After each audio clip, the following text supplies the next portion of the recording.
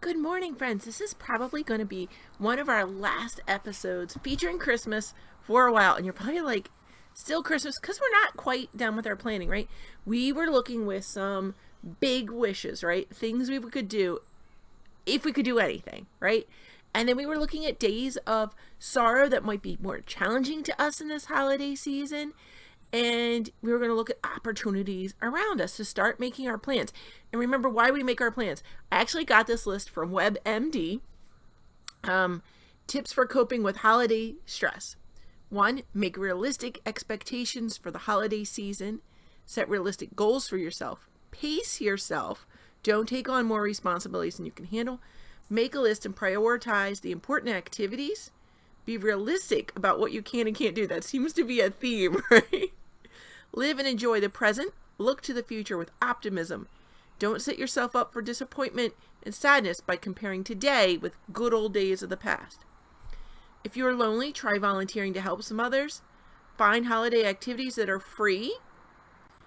Limit your drinking. Try something new. Spend time with supportive and caring people. Make some new friends. Maybe contact some old friends. Make time for yourself. Let others share the responsibilities. And keep track of your holiday spending so that you're not overwhelmed by bills later. It then goes on to talk about seasonal affective disorder, where you might be needing, as the sun gets less and less, at least where we are here in Maryland, that you may need some special phototherapy. And some people do that every day, and that helps. Sometimes different scents help, right? Using some aromatherapy might help. So there's a variety of ways to do it. And a lot of them I think we've been talking about. So one of the things we talked about was making squares or rectangles and making them into hats. So this is one that I did, and it's square, and I'm considering putting 2 little bows on the corner. Remember we had those super cute little bows, or those little butterfly clips. They look like little butterflies. So that's a child's hat. This I made from like the same size rectangle, but I gathered the top. See how it's a completely different look? Okay, this is a different stitch than I showed you. It's called corner to corner, but it's a super cute little hat. And again, I just gathered the top when I was done. It started out as a rectangle, and this one was a rectangle. Woo, that's going to be a fun slouchy for someone. And I don't know, maybe I'll put tassels on the ends or something. I'm not sure about that yet. But those are 3, and to save stress later, I did already weave in all my ends. Some people like to cut them short and put glue. And if the person's not going to be washing it, that's probably a fine choice. Otherwise, I put it on a big fat darning needle and try and weave it in so that it won't come back. Maybe doubling back on itself once. So what I did is I got these little tags at Walmart. I wrote the size of it. I have medium, large, adult. That's important to write the general size and adult. And I did it just because I know I have an adult large head, so I try it on. If it's tight on me, but it goes on, I call it a medium large. So I use my head as an example because I know what size my head is for adult hats. For the child size, I admit I look up measurements, or sometimes I use some of the neighbor kids. You remember me talking about my friend Diane? I've done that before to her kids. Made them try on hats to size them. But I also wrote the fiber content. I didn't finish it and put washing directions on the back, but I did write that it's 100% acrylic. So that's on there. When I need to do it later, the tag's already on there, super easy. Those are actually sold in the office supplies. You get like 1 million for hardly anything. So that's a worthwhile investment. Another idea is to start putting them in big Ziploc bags so that you can sort them out later and just be like, here's my wool hats, giant bag. But the tag is helpful for when they go to distribute them, then they know roughly what size and materials are in them. So back at my planning, trying to keep some realistic things, the idea came up in our family, and I talked to a couple other moms that are in the same situation. Their adult children are still home. They're young adult children just out of college, so they don't have that coming home for college, and they really want the home feel of the holidays, but they don't really have maybe girlfriends or young families, so you're not including these new people in and starting new traditions, so you're not really sure what to do. You're kind of in holiday limbo. And we were talking how much fun it would be to basically be in a Hallmark movie, right? We want to go to one of those Christmas villages. So we're bantering around and looking at options. So Old Town Williamsburg in Virginia does a colonial holiday, so that's something fun. We found one near us. It's a local event venue called the Star Barn, and they're going to have it, and there's going to be a meal and a dance, and it's going to be set up like a Christmas village, and you're going to be able to drive through one of those light shows, Christmas light shows. So that sounded really fun. Some small town main streets have it dressed up. One even has where it has like Victorian characters dressed up strolling around. So we found those in the paper and on the internet. Facebook actually was suggesting them. Once I started looking, Facebook started suggesting all the ones around me. So that was a really fun list. So my husband and I are looking at them. We found one that seems really perfect for us. And so we're kind of excited because while it'd be great to go to like Colorado or something, right, and do one of those villages, that might be out of our price range and a lot more stress with trying to travel around the holidays that we're not into.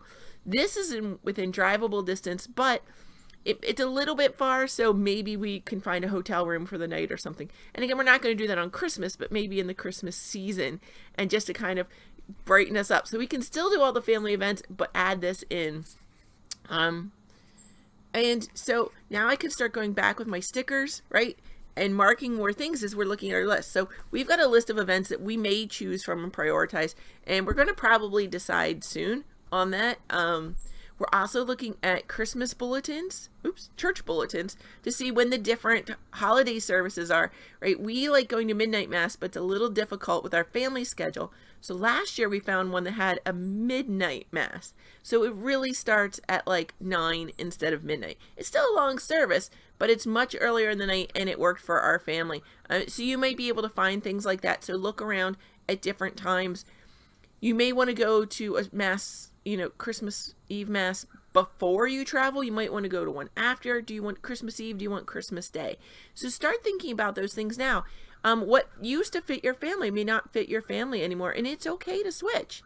If you're thinking of switching and you're staying at your home parish, it might be fun to find out who else goes to that particular service, and maybe you can have, maybe they don't have any place to go either. So maybe you can get up Christmas morning, go to mass, and go out for brunch. Or maybe the night before. A lot of us who go to the midnight mass end up at our local Denny's. And so maybe this year we're just going to have that little late night snack together. So there's many different ways of doing it. So just get out there and look at your options, start chatting with friends. That's why we want to plan now. Cut out the stress, right? Those were in our tips for WebMD. That was a great holiday stress guide. Another thing we're really looking at is we talked about those days that may be more challenging, and why we wanted to start in October as well is because there are 2 great opportunities for that. Now, not every Christian tradition celebrates these holidays, but the Catholics do. And so if you want to join us, if your church doesn't have this and you would like to join us, you're more than welcome.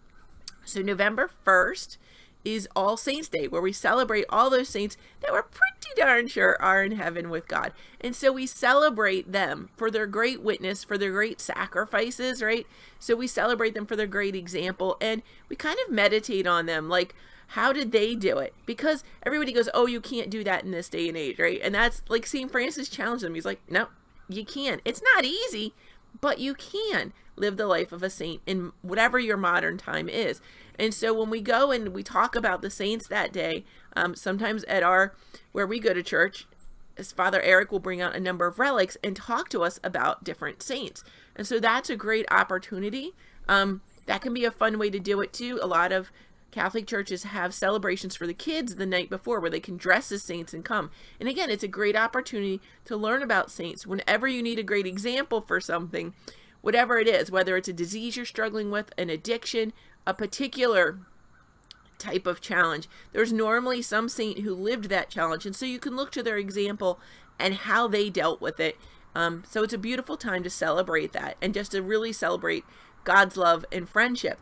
The next day, right, November 7th, is All Souls Day. And that's the day where we call down God's mercy for those who maybe didn't meet the challenge as well as they could have, right, friends?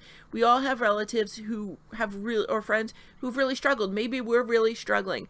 And that's a great time for the Divine Mercy Chaplet, going, some people may be praying novenas, whatever you need to do, light candles, right? We believe that candles are kind of like our prayers and our thoughts rising to God. And so that's something you can do as well. You can go and light some candles. Sorry, I'm fighting the sunlight myself here. So that's another great opportunity. A lot of churches offer that as well. You may find groups of people praying the rosary, visiting cemeteries. There's lots of celebrations going on, so start checking your local church's bulletins, as well as their websites to find those events and schedule them in. It may give you a little bit of peace of mind to start the holiday season knowing that you've prayed for them, or maybe you'll start a new practice or find a new prayer group that can support you through this holiday time, right? So those are just some quick ideas. I do have my planner out. I've been working on my list. I'm having lunch with my dear friend Gail today, and so I'm going to show her some of my ideas and pick her brain. She's actually, she's my sponsor for Secular Franciscans, and so I'm hoping she has walked the walk a little bit longer than I have, that she's got some great ideas too. And so I'm looking forward to taking this planner and seeing what she has to say, and including that. So do that, friends. Pick your friends' brains. They've been through the situation before, right? Maybe they're behind you and they're looking to you to see what you're going to do. So feel free to share. Don't forget to have lunch, celebrate your friends. Volunteer, right? These are all things we're talking about. Get planning early, set up, find out if there's a volunteer opportunity. Right now, I think Usborne Books is collecting books and donations to give books to Children's in St. Jude's Hospital. So that's a great thing that you can do now. Like, get your holiday giving done now. And you're like, oh, right, I gave those books to Jude. Write them in your list. Write them in your list that you gave those books to St. Jude's already. And so when you're looking and you're panicking at the last minute, going, did I give to charity? Did I not give to charity? You've got it done. You're covered. So there's opportunities like that out there right now. So get out there and do them now. You don't have to do everything in the tiny little month of December, right? You don't, friends. You can spread out your goodwill and cheer throughout the year. So pray for me. I'm praying for you. Let's have a stress-free holiday season where we can focus on God, right? That's the whole point. So I hope these tips help you. If you've got any more comments, one of our friends wrote in the comments, I don't know if you guys saw it before, that her favorite holiday tradition involves little bells. She loves that story where a bell rings and an angel gets its wings, and she knows that's not it. But if you read the Bible, there are associations with angels and bells, saying that how much the angels love the sound of bells, and sometimes bells might say that an angel is near. So that's probably where they got that for the movie script. So she likes putting a bell like on a really long Christmas tree branch where people kind of knock it when they go by, and she gets that beautiful little music. So that was something fun that her family does to help them think of someone dear. I hope these are helping you. Please like, share, subscribe. Put any ideas you have in the comments below, friends, because the more we share, the more we all grow together in Christ. Thanks, friends. Bye.